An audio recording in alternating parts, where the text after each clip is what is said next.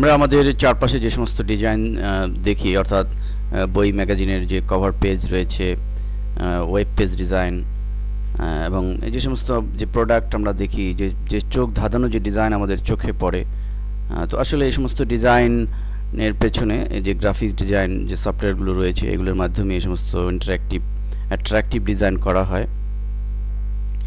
তো মূলত image editing software ফটোশপের মাধ্যমে আমরা এই ধরনের বিভিন্ন ধরনের ইফেক্টের মাধ্যমে আমাদের ডিজাইনকে আমরা আকর্ষণীয়ভাবে উপস্থাপন করতে পারি। তো এর মধ্যে আজকে আমরা যে ইফেক্ট সম্পর্কে আলোচনা করব সেটা হচ্ছে যে আমাদের ফটোশপের যে লেয়ার মেনু রয়েছে, এই লেয়ার মেনুর মাধ্যমে যে লেয়ার স্টাইল রয়েছে, এই লেয়ার স্টাইলের মাধ্যমে আমরা আমাদের যে কোনো লেয়ার, যে কোনো অবজেক্টের উপর, টাইপের উপর অথবা যে কোনো ইমেজের উপর আমরা ইফেক্ট দিয়ে ইমেজকে আমরা লেয়ারটিকে সুন্দরভাবে ফুটিয়ে তুলতে পারি। দেখুন আমরা এখানে আলহেরা লেখাটা লিখেছি এবং আলহেরা লেখাটির মধ্যে একটা অ্যাম্বুশ ইফেক্ট দিয়েছি, যার মাধ্যমে লেখাটি অত্যন্ত সুন্দরভাবে ফুটিয়ে তোলা সম্ভব হয়েছে। তো এই ধরনের ইফেক্ট যদি আমরা দিতে চাই তাহলে আমাদের যা করতে হবে, প্রথমে আমরা লেখাটি টাইপ করে নিব। তো টাইপ করার পরে এরপর আমরা যদি ইফেক্ট দিতে চাই তো আমরা চলে যাব লেয়ার মেনুতে, এখান থেকে লেয়ার স্টাইল। এরপর আমরা বেশ কিছু অপশন দেখতে পাবো, এর মধ্যে আমরা বেভেল অ্যান্ড অ্যাম্বুশ এই ইফেক্টটি যদি দিতে চাই তাহলে বেভেল অ্যান্ড অ্যাম্বুশে আমরা ক্লিক করব।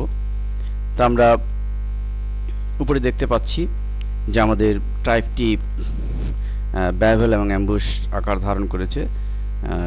তো এই বেভেল অ্যান্ড অ্যাম্বুশের যে ডায়লগ বক্স এসছে, এখানে আমরা কিছু মডিফাই করে আমাদের এই ইফেক্টটিকে একটু চেঞ্জ করতে পারি। যেমন স্ট্রাকচারের স্টাইলের বক্সে ক্লিক করে যদি আমরা আউটার বেভেল নির্বাচন করি, আমরা উপরে দেখতে পাচ্ছি যে লেখার স্টাইলটি একটু ভিন্ন রকম হয়েছে।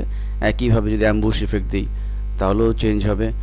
পিলো অ্যাম্বুশ নির্বাচন করলে আমরা এর মধ্যে খোদাই করা, লেখাটি যেন খোদাই করা হয়েছে এই ধরনের ইফেক্ট আমরা দিতে পারি। তো ইনার বেভেল নির্বাচন আমরা করলাম। এরপরে টেকনিকের মাধ্যমে এখানে বিভিন্ন চিজ হার্ড নির্বাচন একটু হার্ডলি আমরা প্রেজেন্ট করতে পারি, সফট নির্বাচনের মাধ্যমে সফটলি প্রেজেন্ট করতে পারি। ঠিক একইভাবে যে ডেপথ রয়েছে, এই ডেপথের মাধ্যমে আমরা এই বেভেলের যে ডেপথ বাড়িয়ে এটাকে আমরা দৃষ্টিনন্দন করে উপস্থাপন করতে পারি। এবং সাইজের মাধ্যমে, সাইজ বাড়ানোর মাধ্যমে আমরা এটিকে আমাদের ভিন্ন রকমের স্টাইলে চেঞ্জ করতে পারি। এবং অন্যান্য যে সমস্ত অপশন রয়েছে, এই অপশনগুলোর মাধ্যমে আমরা আমাদের এই ইফেক্টটিকে আমরা চেঞ্জ করে নিতে পারি। তো এছাড়া আমাদের অন্যান্য যে সমস্ত আমরা আমাদের মনের মতো করে এটিকে চেঞ্জ করে মডিফাই করে আমরা সবশেষে ওকে বাটনে ক্লিক করলে আমরা দেখতে পাবো যে আমাদের লেখাটি বেভেল অ্যান্ড অ্যাম্বুশ ইফেক্টটি পড়েছে। ঠিক এই ইফেক্টটি ছাড়াও আরও কিছু ইফেক্ট আমরা এই লেয়ার স্টাইল থেকে দিতে পারি। যেমন আমরা লেয়ার স্টাইলে গিয়ে সে ড্রপ শ্যাডো, তো ড্রপ শ্যাডো নির্বাচনের মাধ্যমে আমরা কোনো লেয়ারের মধ্যে কোনো শ্যাডো ছায়া দিতে পারি, যেমন এখানে পড়েছে। তো ড্রপ শ্যাডো আমরা এখানে ড্রপ শ্যাডোর যে অপাসিটি রয়েছে, অপাসিটি কমিয়ে আমরা আমাদের যে ড্রপ শ্যাডোটি পড়েছে এটিকে একটু চেঞ্জ করে নিতে পারি, একটু হালকা করে দিতে পারি। ঠিক একইভাবে যে ডিস্টেন্স রয়েছে, এই ড্রপ শ্যাডোর যে দূরত্ব, আমরা এই ডিস্টেন্স স্লাইডার চেঞ্জের মাধ্যমে এই দূরত্ব আমরা বাড়িয়ে কমিয়ে দিতে পারি।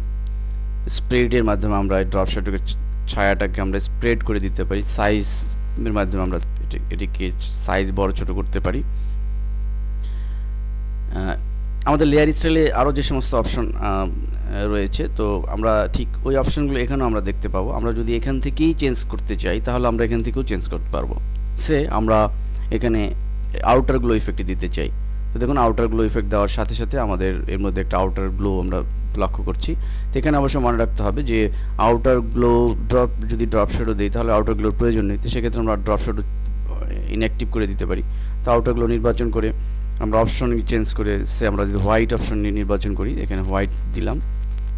হোয়াইট নির্বাচন করে আমরা যদি এখানে অপাসিটি বাড়িয়ে দিই এবং স্প্রেড বাড়িয়ে দিই, আমরা দেখতে পাবো সাইজও বাড়িয়ে দিই। তো দেখুন আমরা লেখার মধ্যে লেখার চারপাশ দিয়ে একটা হোয়াইট গ্লো লক্ষ্য করছি।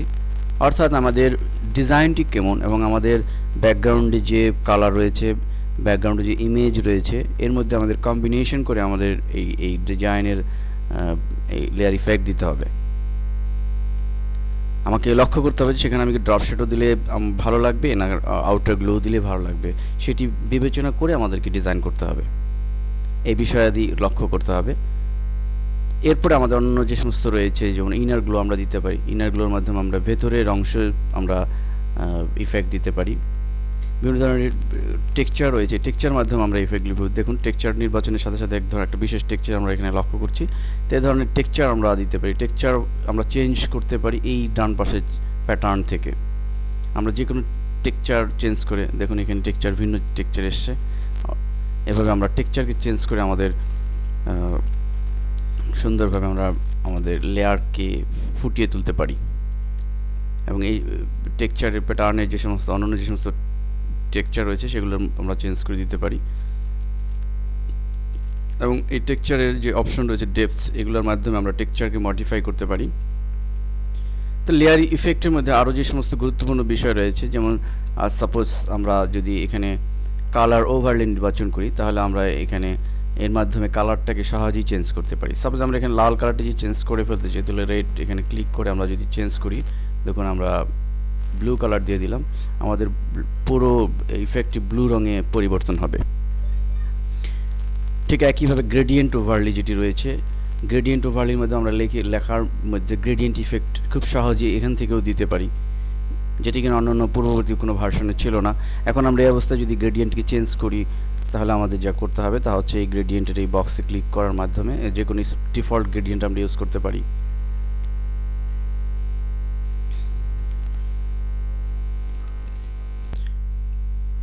এবং ইচ্ছেমতো গ্রেডিয়েন্ট চাইলে আমরা গ্রেডিয়েন্টের কমান্ডে আলোচনা করেছি নতুন গ্রেডিয়েন্ট ক্রিয়েট করা, সেখানে আমরা ইচ্ছেমতো গ্রেডিয়েন্ট তৈরি করেও এখানে আমরা অ্যাপ্লাই করতে পারি।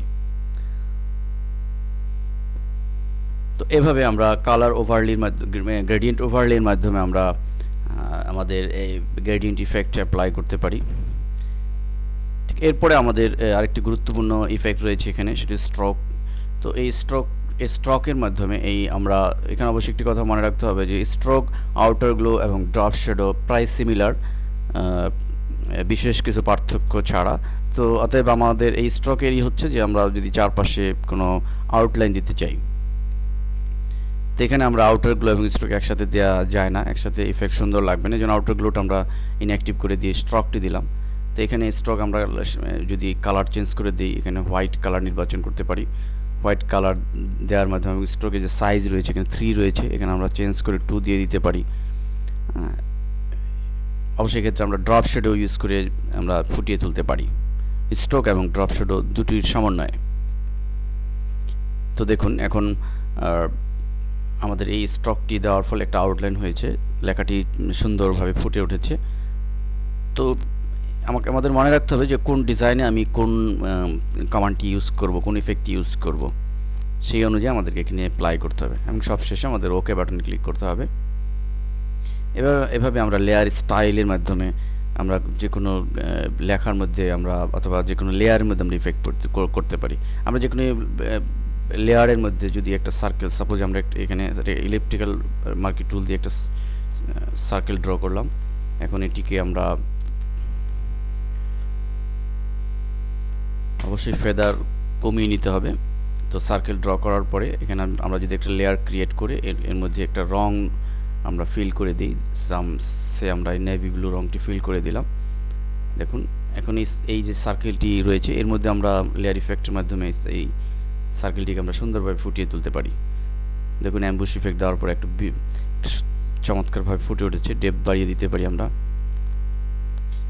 ড্রপ শ্যাডোর মাধ্যমে এটিকে সুন্দরভাবে ফুটিয়ে তুলতে পারি। অর্থাৎ প্রত্যেকটি ইফেক্ট আমরা যে কোনো লেয়ারে আমরা অ্যাপ্লাই করে আমাদের ডিজাইনকে সুন্দরভাবে ফুটিয়ে তুলতে পারি।